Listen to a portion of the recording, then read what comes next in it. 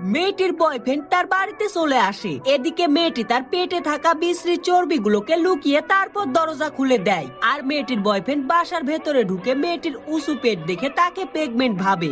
এজন্য সে মেয়েটিকে ডক্টরের কাছে নিয়ে যাওয়ার সিদ্ধান্ত নেয়। কিন্তু তখনই মেয়েটি বমি পাওয়ার ভাব ধরে বাড়ির ভেতরে গিয়ে একটা পুতুলকে পেটের মধ্যে লুকিয়ে তার বয়ফ্রেন্ডের সঙ্গে হাসপাতালে যায়। আর ডক্টর যখন মেয়েটির বাচ্চাটিকে এক্সরে করে দেখছিল, তখনই এই পুতুলটির চোখ থেকে আলো বের হয়, যা দেখে মেয়েটির বয়ফ্রেন্ড ও ডক্টর বাচ্চাটিকে এলিয়েন ভেবে ভয় পেয়ে অজ্ঞান হয়ে যায়।